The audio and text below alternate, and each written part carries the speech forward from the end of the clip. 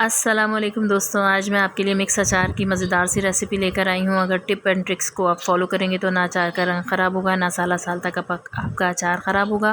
تو چلیے آئیے ریسیپی شروع کرتے ہیں۔ بسم اللہ الرحمن الرحیم۔ سب سے پہلے آپ کیریوں کو کٹوا لیجئے اور ان کے بیج ہٹا دیجئے، اور کیریوں کو اچھی طرح سے سرکہ ملے پانی سے دھو لیجئے، اور باقی تمام سبزیوں کو بھی سرکہ ملے پانی سے اچھی طرح دھو لیجئے، اور انہیں کسی چادر پہ پھیلا کے ڈرائی کر لیجئے، کپڑے سے وائپ کر لیجئے۔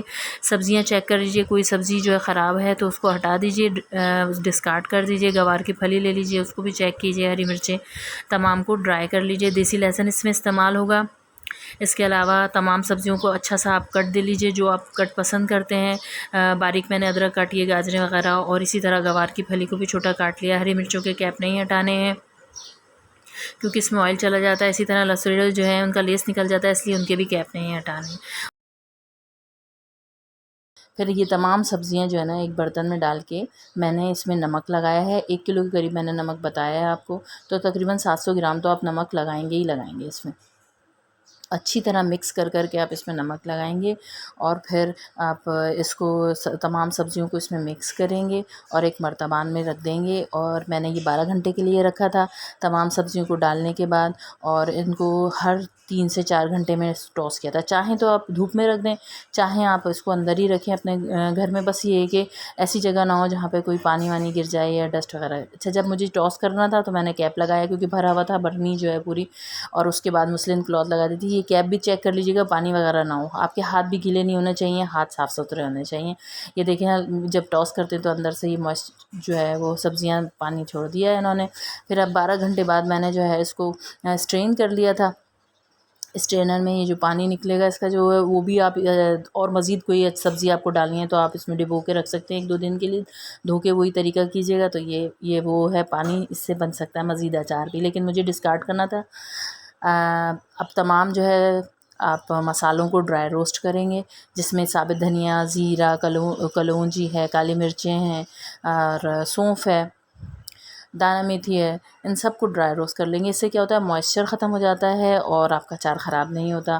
ان کو ہلکا ہلکا ڈرائی روسٹ کر لیں گے، تمام کو ایک جگہ جمع کر لیں گے، اور ان کو کوٹ بھی لیں گے۔ پھر کوٹ لیجئے رفلی، آپ اس کو مکسر میں کر لیجئے گا۔ کلونجی کو نہیں کیجیے گا، باریک نہیں پیسیے گا، کلونجی ثابت ہو جائے گی۔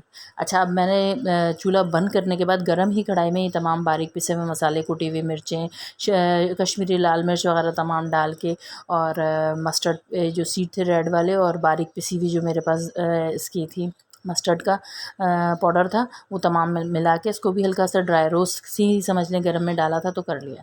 اب کلونجی میں نے ثابت ڈالی ہے، 100 گرام کے قریب میں نے نمک ڈالا ہے اس میں، کیونکہ یہ پریزرویٹو کے طور پہ استعمال ہوتا ہے نمک، اس سے آپ کا اچار خراب نہیں ہوتا، تو آپ نمک ضرور شامل کریں جو مقدار بتائی جا رہی ہے۔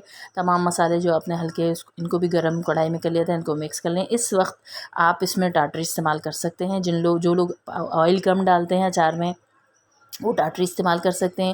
سرکہ بھی ڈالتے ہیں کچھ لوگ، یہ بھی اچار کو بچاتا ہے، لیکن میں نے نہیں ڈالا۔ صرف سرسوں کو آئل شامل کیا ہے تاکہ مسالے پہ اچھی طرح سے یہ مکس ہو جائے اور اچار کی کیریوں پہ اور سبزیوں پہ لگ جائے۔ مرتبان کو آئل سے گریس کر لیا، اس سے پہلے دھو کے سکھا لیا تھا۔ اب سبزیوں میں یہ تمام مسالہ جو میں نے تیار کر کے رکھا تھا آئل ڈال کے، اس کو مکس کر کے مرتبان میں ڈال دیں گے، اور میں نے اس کو اوپر تک بھر لیا ہے مرتبان کو۔